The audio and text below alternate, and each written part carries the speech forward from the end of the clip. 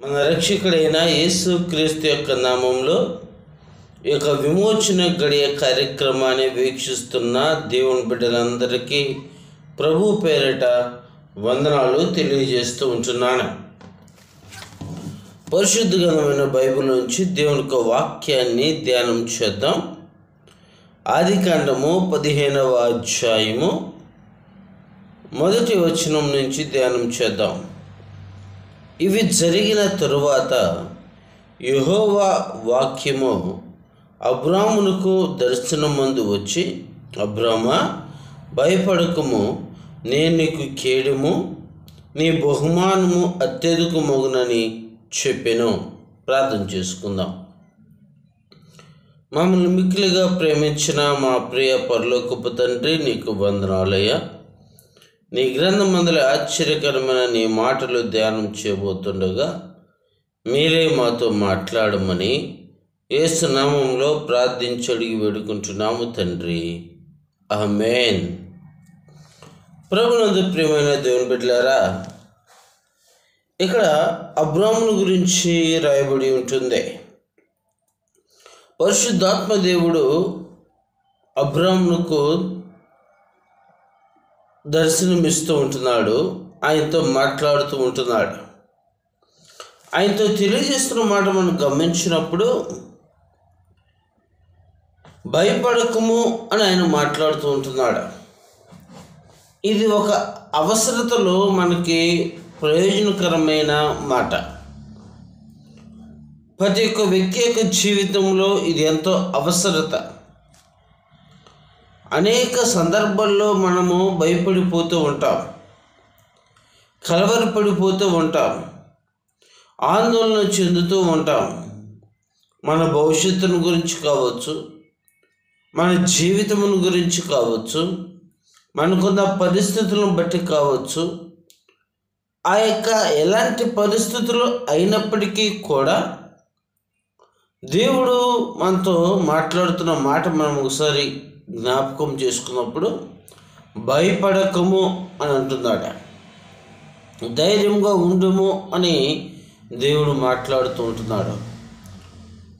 నువ్వు భయపడిపోతున్నావేమో, కలవరపడిపోతూ ఉంటున్నామో, దిగులు పడుతూ ఉంటున్నావేమో, నువ్వు దేని గురించి కూడా అధైర్యపడకు, నేను నీకు తోడుగా ఉన్నాను అని వాగ్దానం చేస్తూ ఉంటున్నాడు. వాగ్దానం చేసిన దేవుడు నమ్మదగిన దేవుడని మనం నమ్మాలి. ఆయన మనల్ని చేయి విడవడు, ఎడబాయుడని మనము గుర్తెరగాలి. ఆయన ప్రతి పరిస్థితుల్లో మనకు తోడుగా ఉంటాడు అని మనము విశ్వసించాలి. ఆయన ఏం చెప్తున్నాడు? భయపడకము. నీ భయం ఏమిటంటే నీకు సంతానం లేదని నువ్వు భయపడుతూ ఉంటున్నావు. ఈ ఆస్తి అంతా కూడా ఎవరిది అయిపోయిద్దేమో అని భయపడుతూ ఉంటున్నావు. అయితే అలాంటి భయం ఏం పెట్టుకోవద్దు. నేను వాగ్దానం ఇచ్చాను, ఆ వాగ్దానం నెరవేర్చుటకు నేను సమర్థుడును అని అంటున్నాడు. ప్రభునందు ప్రియ దేవుని బిడ్డలారా, దేవుడు తన బిడ్డలను విడిచిపెట్టడం, ఆయన పిలిచిన పిలుపునకు లోబడి అబ్రాము నడిచాడు.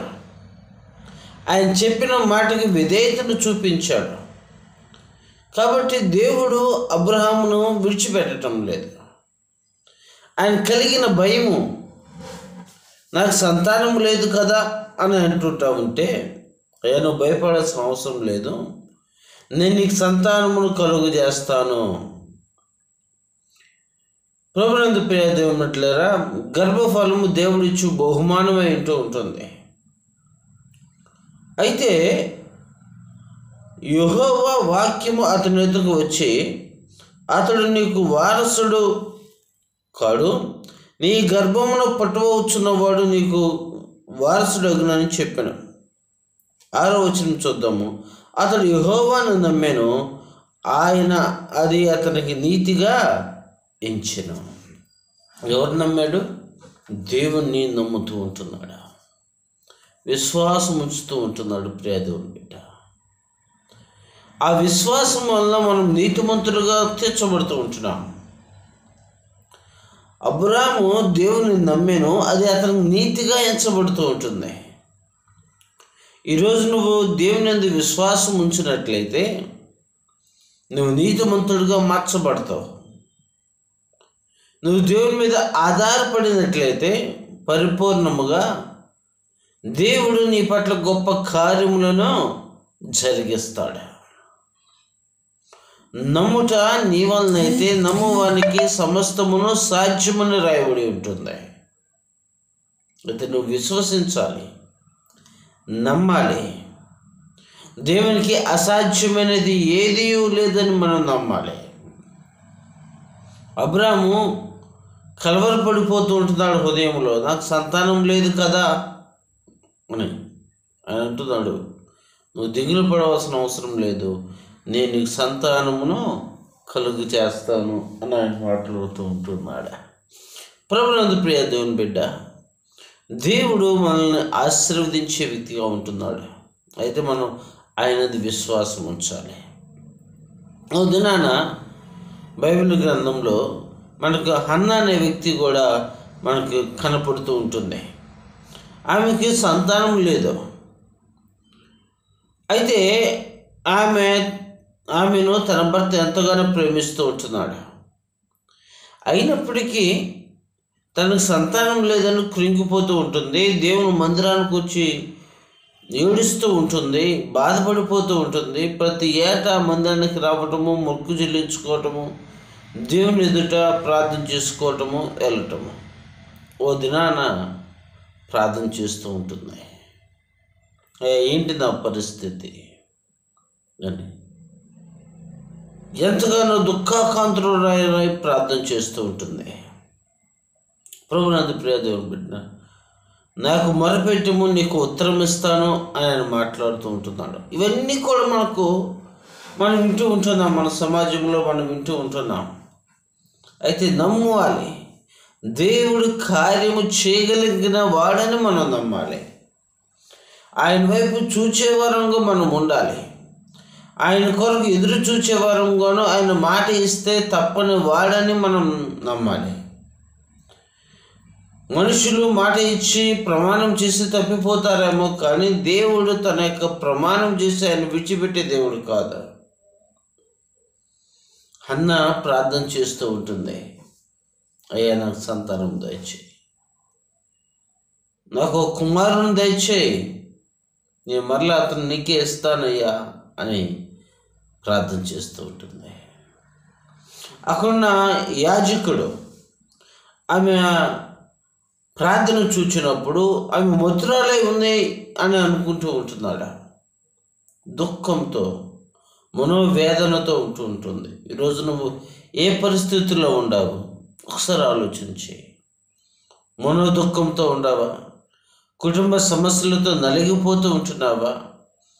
నీ అవసరత ఏదైనప్పటికీ కూడా నీ అవసరతలో నీకు సమాధానం ఇచ్చేవాడు, నీ అవసరతలో నిన్ను బలపరిచేవాడు, ఏ మనుషుడు నీకు తోడు ఉండా లేకపోయినా ఆయన ఎల్లప్పుడూ సదాకాలము నీకు తోడే ఉండి నడిపించే దేవుడుగా ఉంటున్నాడు. కాబట్టి దిగులు పడవలసిన అవసరం లేదు, భయపడవలసిన ఆవశ్యకత అంతకంటే లేదు. భయపడవద్దు, పరిస్థితుల వైపు నువ్వు చూడవద్దు, దేవుని వైపు మనం చూడాలి. ప్రతి పరిస్థితిని ఆయన మార్చగలిగిన వాడు. నీ దారిలో ఉన్న ప్రతి ముండ్ల తొప్పులన్నిటినీ తీసివేయగలిగిన వాడు.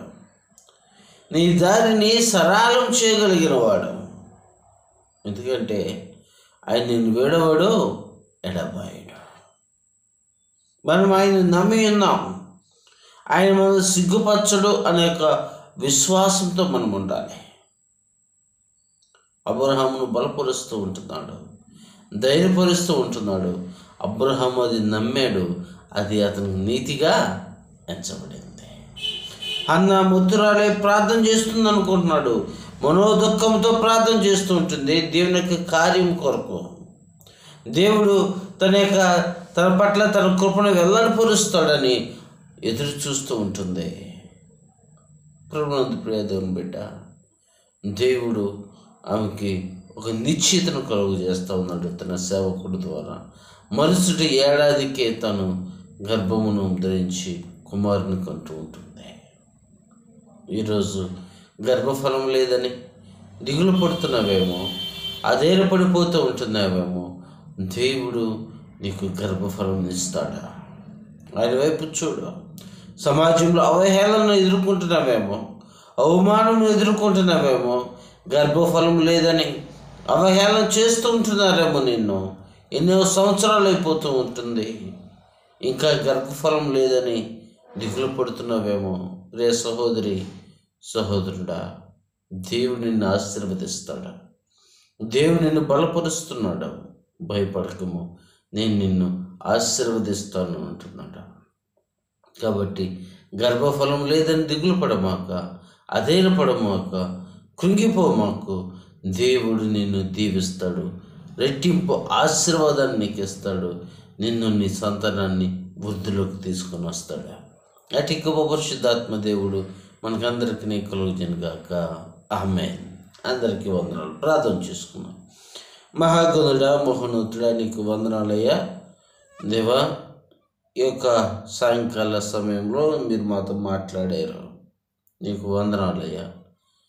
గర్భఫలం మీరు ఇచ్చు బహుమానమే ఇంటూ ఉండగా తండ్రి, నీ కృప చేత ఎవరైతే ఎదురు చూస్తూ ఉంటున్నారో వారి గర్భఫలమును దయచేయమని, వారు దీవించి ఆశీర్వించి క్షేమాన్ని దయచేయమని, వారి కుటుంబంలో కలవరమును మీరు తీసివేయమని, ఆందోళన తీసివేయమని, సమాధానం దయచేయమని యేసు నామములో ప్రార్థించి వేడుకుంటున్నాము తండ్రి. ఆమేన్. అందరికీ వందనాలు. మీ ప్రార్థన అవసరతలకు ఆ స్క్రీన్ మీద కనపడుతున్న నెంబర్లకు ఫోన్ చేయగలరని ప్రభు పేరిట మనవి చేస్తూ ఉంటున్నాను. అందరికీ వందనాలు. Praise the lord.